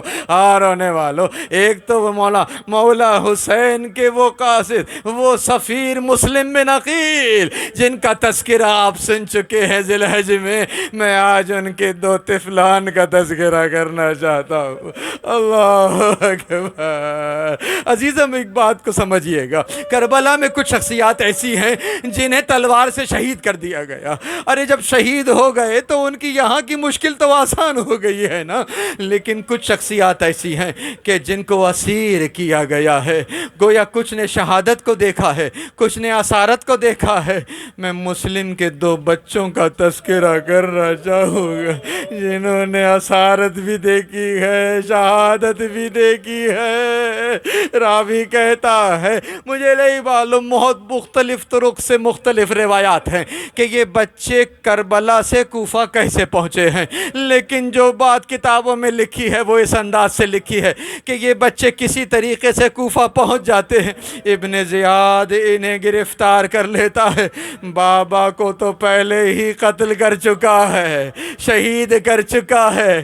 کوفے والوں نے وہ منظر اپنی آنکھوں سے دیکھا کہ جب مسلم کے پیروں میں رسیوں کو باندھ کر کوفہ کی گلیوں میں گھسیٹا جا رہا،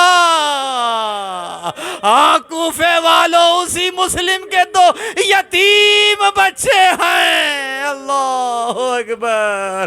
راوی نے لکھا نفس المحموم میں، صحیفہ کربلا میں بیان ہوا کہ یہ بچے تقریباً 1 سال تک اس کی قید میں رہے ہیں۔ عزیزہ گویا کربلا برپا ہو گئی، اسیر آ کر کوفے سے شام چلے گئے، یہ بچے کوفہ ہی میں کسی قید خانے میں قید رہ گئے۔ بس عزیزم تقریباً سال گزر رہا۔ ایک دن ایسا ہوا کہ داروغہ زندان جب کھانا لے کر آیا تو بچوں نے اپنا تعارف پیش کر دیا۔ جب اپنا تعارف کرایا، ہم رسول اللہ کے گھر آنے والے ہیں، ارے یہ گھبرا گیا، کہا بچوں میں دروازہ کھلا چھوڑ رہا ہوں، جہاں جانا چاہتے ہو چلے جاؤ۔ بچوں نے لیکن سنو، رات کی تاریکی میں جانا، کہیں کوئی تمہیں دیکھ نہ لے۔ بس عزیزم تمہارے گھروں میں بھی بچے موجود ہیں نا، ذرا کسی 2 بچوں کو تصور کر لینا، رات کی تاریکی ہو، کوفہ کا بیابان ہو، وہاں 2 ننھے بچے محمد اور ابراہیم اس انداز سے کوئی مقام ڈھونڈ رہے ہو۔ عزیزہ جاتے جاتے کیا ہوا، ایک گھر میں پناہ لی، مومنہ ہے، آل محمد کو محبت رکھتی ہے، مودت رکھتی ہے، ان بچوں کو اپنے گھر میں پناہ دیتی ہے، کھانا بھی کھلا رہی ہے۔ بس عزیزہ لیکن بچے رات میں اس کے گھر میں ایک گوشے میں سو گئے۔ اس کا شوہر وہ ملعون ہے، وہ ظالم ہے، ابن زیاد کے لشکر کا سپاہی ہے، حارث ملعون ہے۔ جب گھر میں آیا ہے تو پورے دن ان بچوں کو ڈھونڈتا رہا، کہیں نہیں ملے ہیں۔ لیکن عزیزہ ذرا سمجھئے، دونوں بچے سو رہے ہیں، بچے نے خواب میں خدا معلوم کیا دیکھا، عجب نہیں بابا کو دیکھا ہو کہ بیٹا کچھ دیر میں میرے پاس آنے والے ہو۔ بچہ بابا بابا کہتے اٹھ گیا ہوگا، آواز چلی گئی حارث کے کان میں، یہ کون ہیں بچے جو میرے گھر میں چھپے ہوئے ہیں؟ جب دیکھا تو مسلم کے دونوں شہزادے ہیں۔ بس عزیزم اب اس جملے کو سمجھنا، اس ملعون نے پورے دن کی تھکن اور غم غصے کو بچوں پر اتار دیا، بچوں کے چہروں پر تماچے مارنا شروع کیے۔ اللہ اکبر۔ عزیزم بچوں کو قید کر لیا کہ صبح تمہیں فرات کے کنارے سر قلم کر دوں گا۔ خدا معلوم وہ رات بچوں نے کیسے گزاری ہوگی، عالم غربت ہے۔ عزیزم صبح نمودار ہوئی، یہ حارث ملعون اپنے غلام کو لے کر، بچوں کو لے کر چلا، غلام سے کہا بچوں کی گردن اڑا دے۔ جب غلام آگے بڑھا، ایک بچے نے کہا تمہاری شکل جو ہے وہ ہمارے جد رانا رسول اللہ کے غلام بلال سے کتنی ملتی ہے۔ جب غلام کو معلوم چلا یہ خاندان رسول کے بچے ہیں، تلوار کو پھینک کر ایک طرف چلا گیا۔ اللہ اکبر، آل رسول پر یہ کیا وقت آ گیا۔ بس عزیزہ یہ ملعون آگے بڑھا، چاہتا ہے بچوں کو ذبح کرے۔ بچوں نے کہا ہمیں قتل نہ کر، ہمیں ابن زیاد کے پاس لے جا، وہ جو فیصلہ کرے۔ کہا نہیں میں تمہیں قتل کروں گا۔ کہا اچھا تو پھر ہمیں 2 رکعت نماز پڑھنے کی مہلت دے دے۔ یہ ہیں آل محمد، بچوں نے مصلے بچھائے، نماز کے میں مشغول ہوئے، اللہ اکبر۔ ادھر بچے نے نماز تمام کی، ہاتھوں کو بلند کیا، اے پروردگار اس کے اور ہمارے درمیان فیصلہ کر دے، بس یہ دعا بچے نے مانگی، ادھر ملعون حارث کی تلوار چلی۔ اللہ اکبر عزیزا، خدا وہ منظر کسی کو نہ دکھائے کہ چھوٹے بھائی کے سامنے بڑے بھائی کا سر قلم ہوا، سر کو ایک طرف رکھا، دڑ کو دریا میں پھینک دیا، اب دوسرے کو بھی قتل کیا۔ یہاں پر کیا منظر ہے، یہ بچہ اپنے بھائی کے سر کو آغوش میں لیے ہوئے ہے، اسی حالت میں دوسری تلوار چلی، سر ایک طرف گرا۔ اللہ اکبر عزیزم، اب رونے والوں صاحب دمتو ثاقبہ نے ایک جملہ لکھا ہے، کیا لکھا؟ عجب منظر دنیا نے دیکھا کہ دریا ایک طرف بہہ رہا ہے، لیکن بھائی کے جسد کو جب دریا میں ڈالا تھا نا، یہ وہیں کھڑا رہا جب تک کہ چھوٹے بھائی دونوں بغل گیر ہوئے، پھر دریا میں غائب ہو گئے۔ اللہ اکبر، اس ملعون نے ان دونوں سروں کو گویا ایک تھیلے میں رکھا، اوپر سے بند کرنے کے بعد اب جاتا ہے ابن زیاد کے دربار میں کہ وہاں سے انعام ملے گا۔ بس عزیزم، اس جملے کے لیے میں نے محنت کی ہے، اس جملے کو سننا نہیں محسوس کرنا۔ جب یہ دربار میں آیا ہے نا، کہا آپ کے لیے خوشخبری لایا ہوں۔ کیا لائے ہو؟ اس نے تھیلے کا منہ کھولا اور اس میں دو ننھے ننھے سروں کو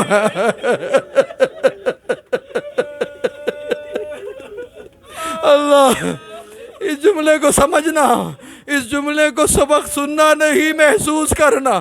ابن زیاد ان بچوں کو پہلے دیکھ چکا ہے نا، اب دوسری مرتبہ دیکھ رہا ہے۔ کہا یہ کون ہے؟ کہا یہ مسلم کے دونوں بیٹے ہیں۔ یہ اپنی کرسی سے کھڑا ہو گیا، کہنے لگا میں ان کو پہلے دیکھ چکا ہوں، ان کے چہروں پر یہ سیاہ نشان کیسے ہے؟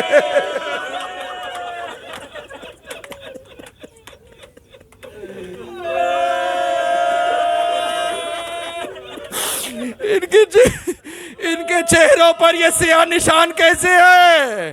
کہا میں بہت تھکا ہوا تھا، انہیں ڈھونڈ رہا تھا، جب گھر آیا تو یہ میرے گھر میں چھپے ہوئے تھے، میں نے ان کے چہرے پر مارا۔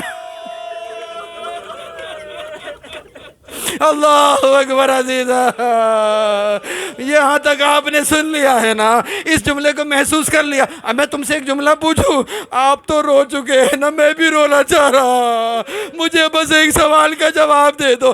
ان بچوں نے اس حارث ملعون کے گھر میں کتنا عرصہ گزارا؟ ایک رات گزاری ہے۔ رخساروں کی رنگت سمجھ میں آئی؟ اب مجھے بتلاؤ میرا مولا امام زمانہ، میرا سلام ہو ان رخساروں پر، ارے جن کی رنگت کربلا سے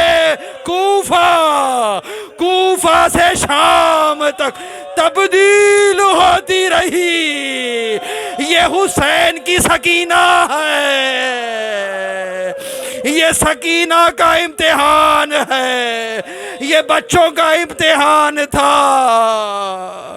انا للہ و انا الیہ راجعون۔ ماتم حسین۔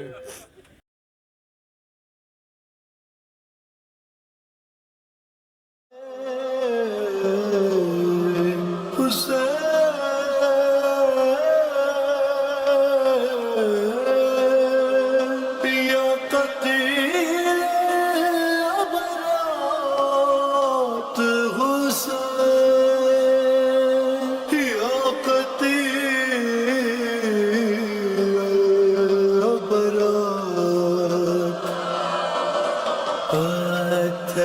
ہٹا کے لاش سے زینب نے دی صدا،